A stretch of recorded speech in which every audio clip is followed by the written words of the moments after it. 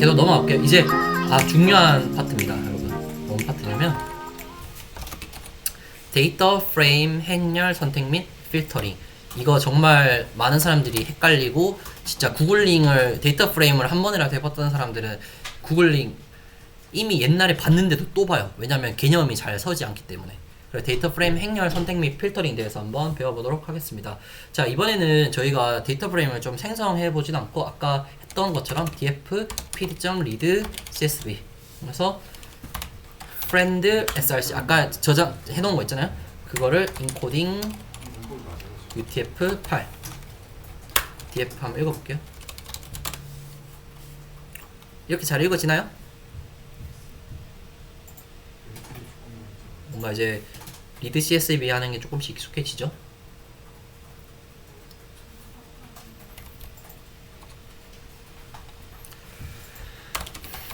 인덱스 2번에 해당하는 로우 가져오기.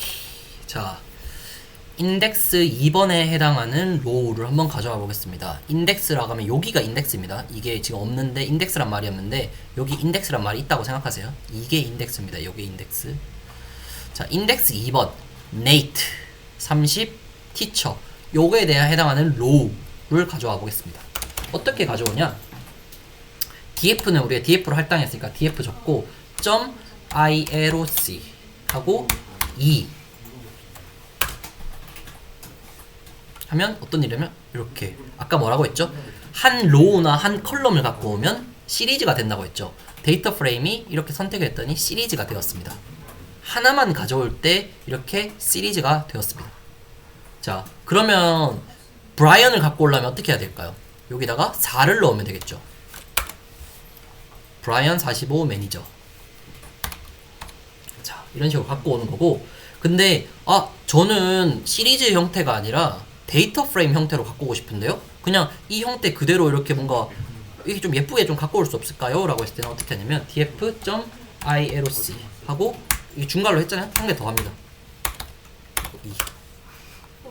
그럼 어떻게 되죠? name, age, job에 이 Nate 30 teacher. 약간 그 데이터베이스 개념으로는 뭐 이런 느낌이죠. 뭐 friend라고 하죠. friend. 뭐 이런 거죠. 이런 느낌이라고 보시면 됩니다.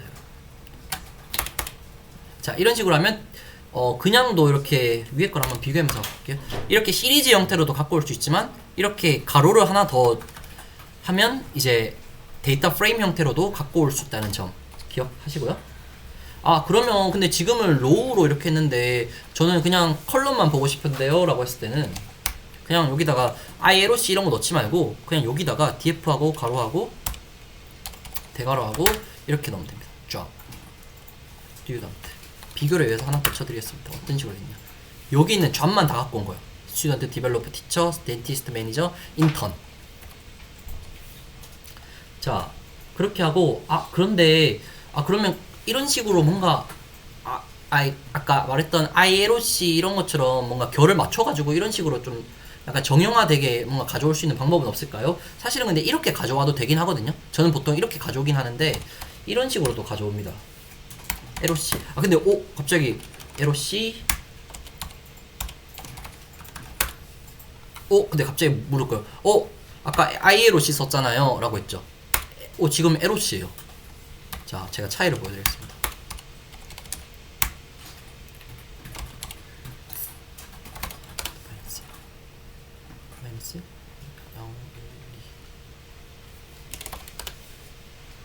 자, 차이가 뭘까요? 어떤 차이가 보이십니까?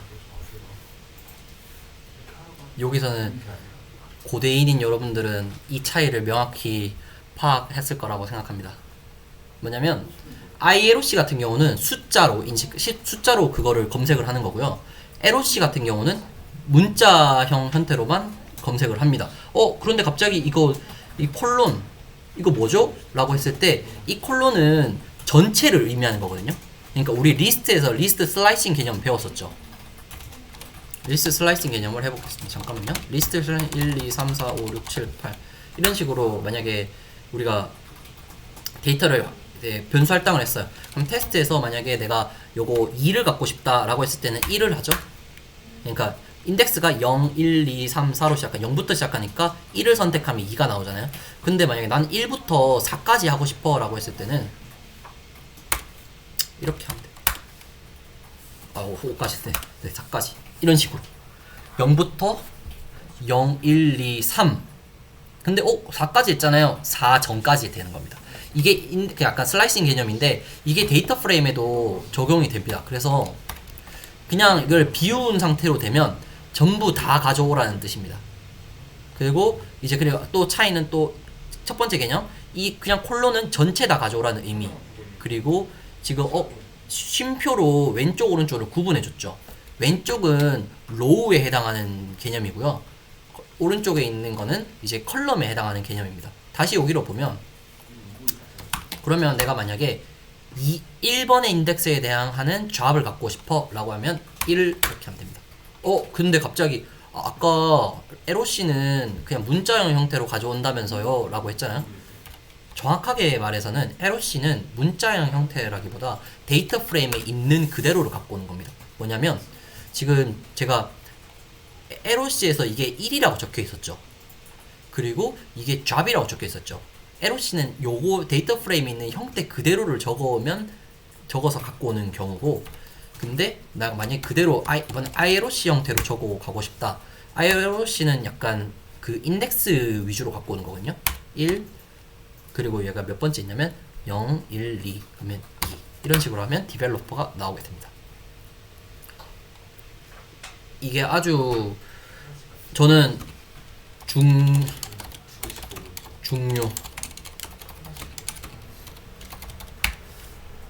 이거 차이 정말 중요. LOC랑 ILOC의 차이 정말로 중요합니다. 그리고 LOC랑 ILOC가 중요한 이유가 하나가 더 있습니다. 뭐냐면 나중에 배울 거긴 한데 우리가 그러면 데이터 프레임이 이런 식으로 있는데 그럼 나는 디벨로퍼만 바꾸고 싶어 했을 때 이 디벨로퍼만 검색을 해야 되잖아요.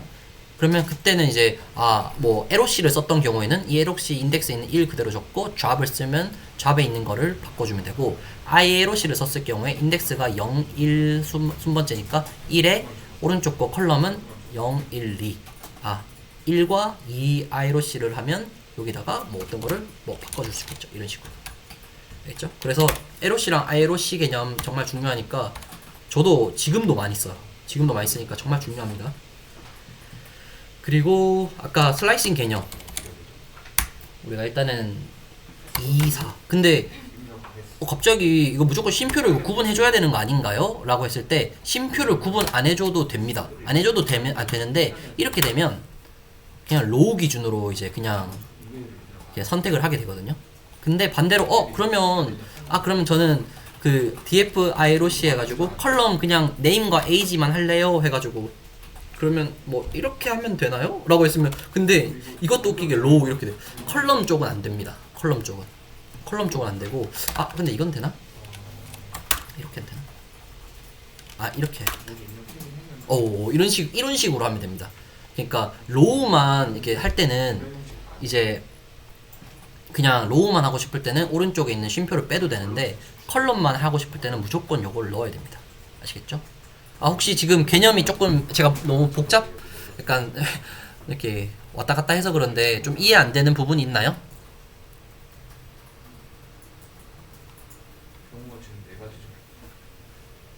네. 네네. 그쵸.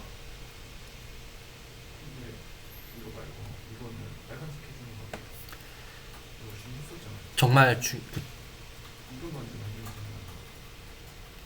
정확히 달라집니다. 정말 좋은 질문입니다. 만약에 우리가 지금 인덱스가 여기서는 0부터 시작하고 0, 1, 2, 3, 4, 5로 했잖아요.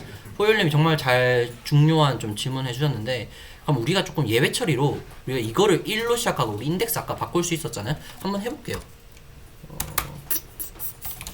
인덱스를 바꿀 수도 있습니다. 지금 1, 2, 3, 4, 5, 6 어떤 일이 일어나는지 한번 볼게요. 갑자기 바뀌었죠? 1, 2, 3, 4, 5. 근데 그러면 차이를 한번 볼게요. LOC에서 2를 한번 선택해 볼게요. 2. 그리고 이런 식으로 제니 30 디벨로퍼 이런 식으로 떴죠. 그러면 반대로 이번에 ILOC를 해볼게요. 2. 이게 정확히 답이 되겠습니까? 고열님? 네, 정말 좋은 질문 해주셨어요. 제가 이렇게 인덱스를 했다면 좀 더 이해하기가 좀 편하셨을 텐데. 그래서 LOC랑 ILOC의 차이는, LOC는 진짜 데이터 프레임에 있는 그대로의 그 인덱스를 탁탁 골라준다고 생각하시면 되고, ILOC는 그냥 우리가 리스트 개념으로 해가지고 인덱스를 리스트 인덱스로 보고 오른쪽 거 컬럼을 이제 그 리스트 개념으로 본다고 생각하시면 돼요. 네.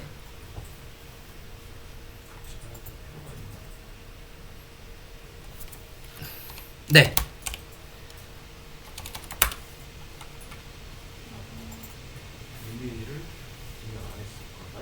네.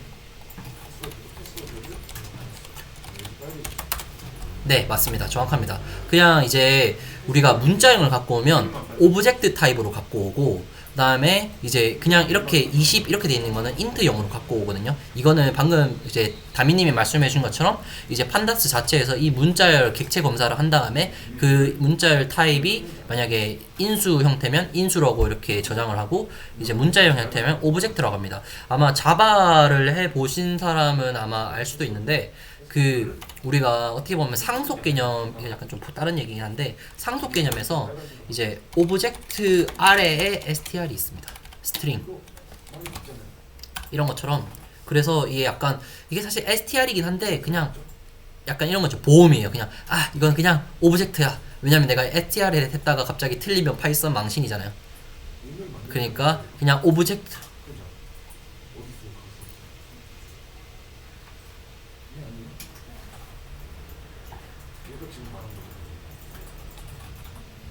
네네.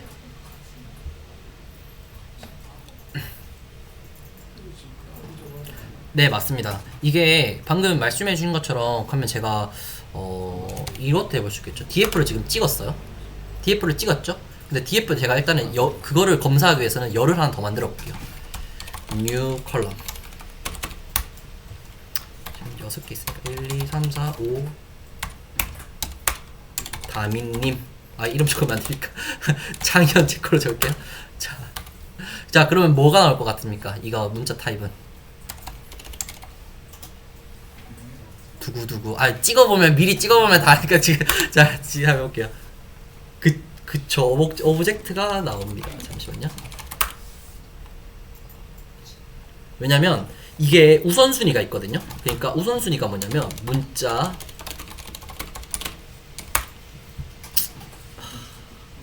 실수, 인트, 뭐 이런 식으로 될 거예요. 정수. 그러니까 어떤 게 있으면, 이게 무슨 말이냐면, 방금 문자랑 그 정수랑 했더니 문자가 이겼죠. 그럼 너는 다 이 창현이라는 제가 이 인트를 다 씹어 먹은 겁니다.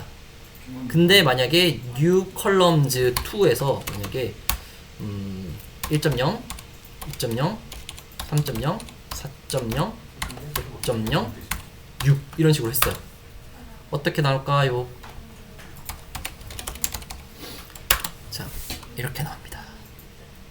나 6이라고 했는데 라고 했는데 이 실수가 인트를 이겼습니다. 그래서 약간 네, 이런 식으로. 혹시 뭐 더 질문 있나요?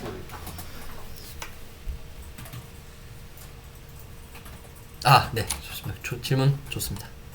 자, 생각보다 질문을 너무 잘해주셔가지고. 근데 진짜 요것들이 좀 중요한 질문들이에요. 진짜 이게 그러면 타입 같은 건 어떻게 되는 거죠? 이 타입 때문에 은근 좀 사람들이 이게 데이터 프레임 하다가 갑자기 뭐지? 이렇게 되는 경우가 있거든요. 왜냐면 제가 데이터 프레임에서 사실은 다음 주가 좀 꽃을 많이 설명을 할 거긴 한데, 이 데이터 프레임을 어떻게 보면 전처리를 해야 되는데, 나는 문자열이라고 생각해서 전처리했다가 갑자기 이게 인트가 들어간 거예요.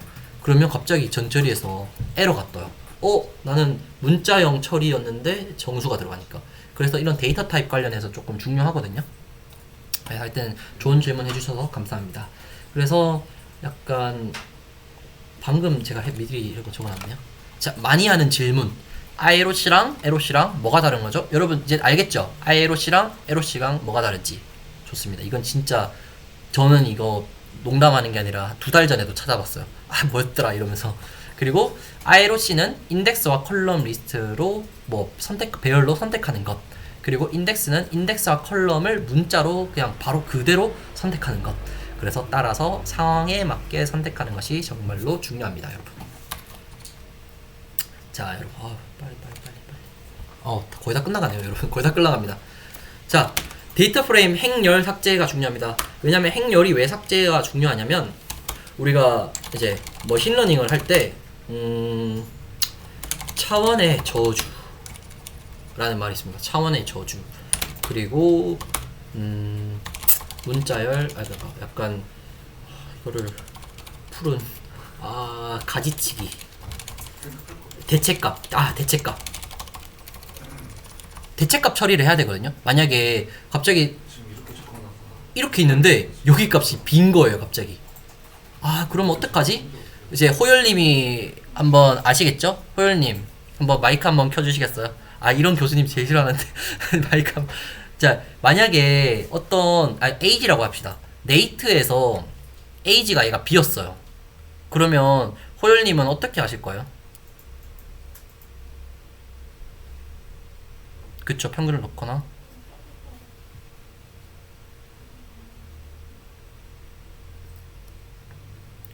맞습니다. 정말 맞습니다. 여기 방금 호열님이 말씀해 주신 것처럼 이제 그냥 통계학 관련해서 뭐 통계학 그런 거에서 많이 하거든요. 이제 통계학에서 뭐라고 하냐면 대체값 처리가 정말로 중요해요. 이거에 대한 과가 있을 정도로 진짜 만약에 이 데이트란 애가 30살에 이렇게 막 비어 있어요. 비어 있으면 얘 이름이 뭐지? 라고 했을 때 그러면 전체 평균 그 에이지에다가 그냥 이렇게 넣어버릴까? 라는 방법도 있고, 아니면 20대, 30대, 30대, 40대, 45대, 25 이렇게 나왔는데 제일 많이 나온 그런 모드값, 최빈값을 넣거나, 아니면 생각보다 이것 때문에, 이렇게 빈 것 때문에 다른 거에 영향을 준다면 나는 이 로우 전체를 삭제하겠어 라고 하는 삭제 기법도 있습니다. 그리고 이거에 그냥 어떤 거는 이제 이런 방법도 있습니다. 이 에이지에 대해서 분포를 읽어서 그 분포를 확률적으로 랜덤 샘플링 하는 경우도 있습니다. 하여튼 방법은 다양한데 그 방법을 하기 위해선 여러분 제가 문제 드리겠습니다. 뭐를 해야 될까요? 이 방법을 분포를 알기 위해서 저희 커리큘럼에도 있습니다. 어떤 거를 해야지 이 분포를 알 수 있을까요?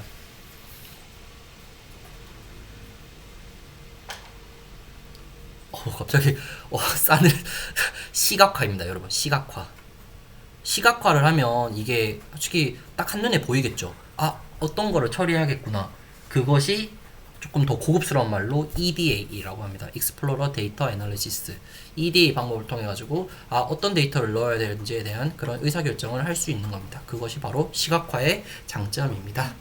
자, 그래서 데이터 프레임 갑자기 행렬 삭제하다가 지금 이 얘기 나왔는데, 그래서 머신러닝에 보면 차원의 저주라는 말이 있어요. 뭐냐면 차원의 저주, 뭔가 좀 불쾌한 예감이 드는 것 같은 느낌인데, 이게 뭐냐면 너무 변수가 많아지면 솔직히 좋은 것 같잖아요. 좋아요. 물론 좋은데 여기다 나오는 말은 뭐냐면 차원이 너무 많아져가지고, 근데 이거를 솔직히 이게 쓸모없는 변수일 수도 있잖아요. 그쵸? 근데 그거를 전부 다 학습을 시켜가지고 어떤 거를 예측을 해요.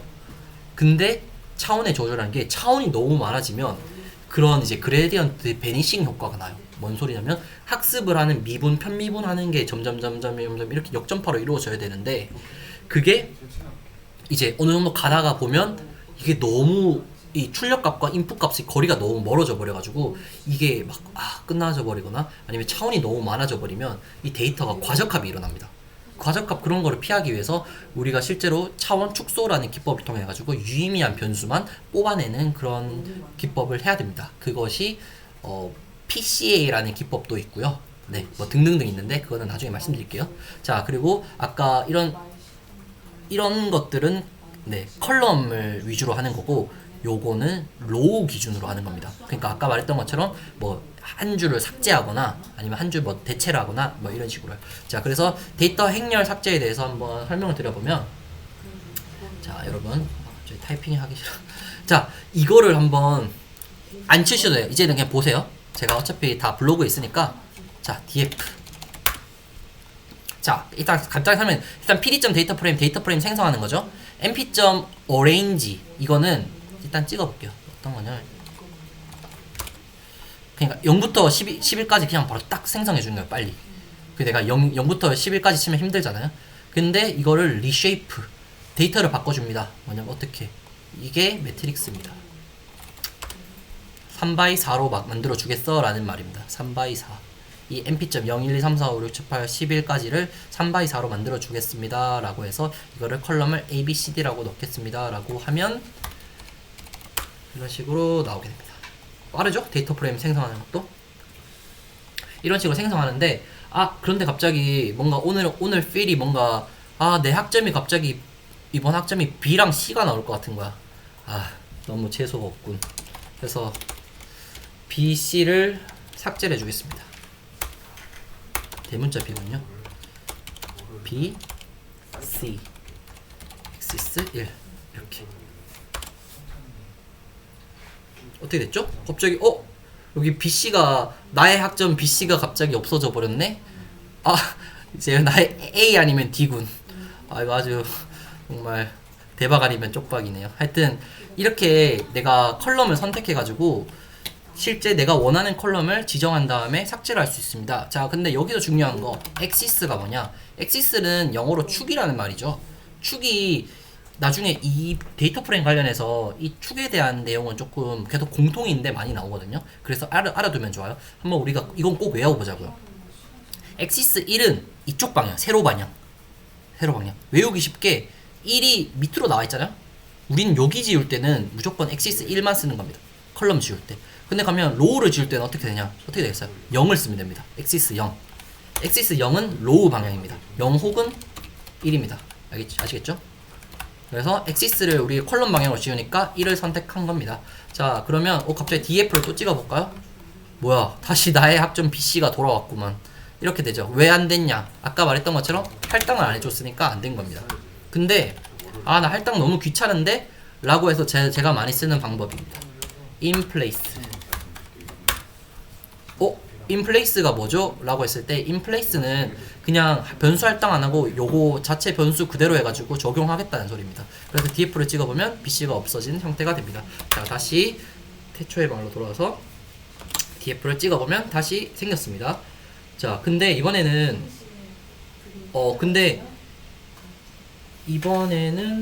인덱스 기준으로 내가 이렇게 삭제하고 싶을 경우도 있잖아요. 아까 우리 데이터 그 결집값 발생했을 때 그냥 로우를 삭제하는 만약 그 느낌으로 간다면 df.drop 해서 0, 1 이렇게 한번 둬봅시다.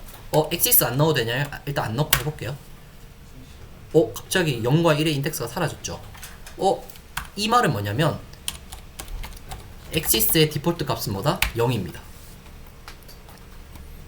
아시겠죠? 0을 빼도 상관없는데 근데 기본적으로 실수할 수 있으니까 이런 거는 기본적으로 계속 넣어주시면 좋겠습니다. 여러분 알겠죠? 혹시 질문 있으신가요? 없으시죠? 자, 그리고 이렇게 되면 사실은 행열이 끝났어요. 그러니까 삭제는 끝났고, 근데 아까 제가 말했던 이번에 데이터 수정을 한번 해볼게요. 데이터 수정. 근데 데이터 수정은 아까 말했던 LOC랑 ILOC 개념을 이제 섞어야 되는데, 내가 만약에 이쪽에 있는 데이터 이 6을 바꾸고 싶어요. 6을. 그러면 어떻게 해야 될까요? 우리 기존에 있던 인덱스 LOC로 했을 때는 1 그리고 C 라고 하면 이 6을 나올 수 있겠죠. 근데 6을 6 이렇게 표시합니다. 이런 식으로. 그렇게 되면 이런 식으로 바뀝니다. 그래서 이게 데이터 프레임의 수정입니다. 그냥 우리는 아까 이런 식으로 했을 때는 조회였죠. 조회. 근데 이렇게 는 해서 하면 수정이 되는 겁니다. 개념을 그냥 응용할 수 있는 거죠. 그래서 이런 식으로 데이터를 할 수도 있고, 만약에 ILOC로 한다고 해볼게요. LOC 말고 ILOC로 해볼게요. 다시 6을 숫자 6으로 바꾸고 싶어요. 어떻게 해야 될까요? 한번 해보세요. 정답을 말해주세요. 말해줘도 되고 타이핑 쳐도 되고. 타이핑으로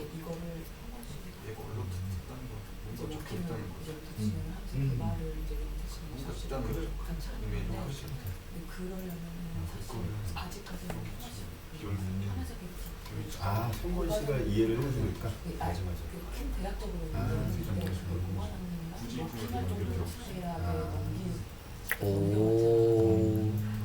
오, 좋습니다. 굿.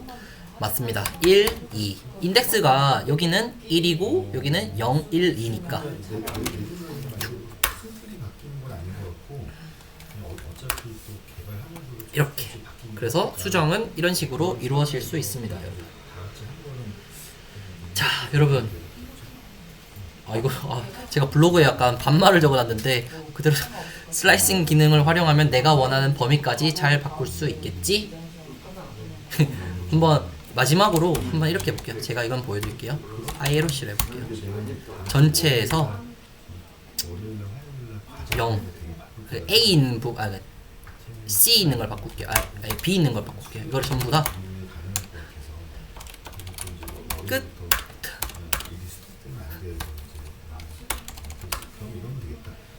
끝.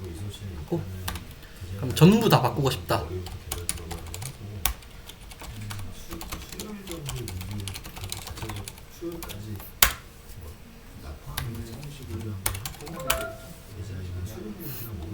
자, 그리고 마지막으로 결론을 말씀을 드릴게요.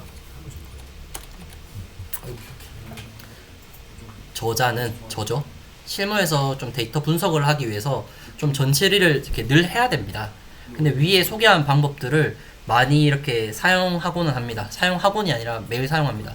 하지만 전처리를 할 때 정말 다양한 예외 상황들이 발생하는데 처음에는 어떻게 접근해야 할지 막막한 감정을 많이 느꼈습니다. 하지만 놀랍게도 다시 기초를 탄탄히 다지고 다시 전처리 업무를 했을 때 예전보다 퍼포먼스가 향상됨을 느꼈습니다. 그렇다고 너무 위에 있는 기초만 해서는 안 되고 위 방식들을 응용해서 다양한 방법으로 데이터 전처리 접근을 하길 아주 권장드립니다. 여러분, 오늘 수업 정말 고생 많으셨고요. 네, 금요일 밤 잘 보내시고 다음 시간에 뵙도록 하겠습니다.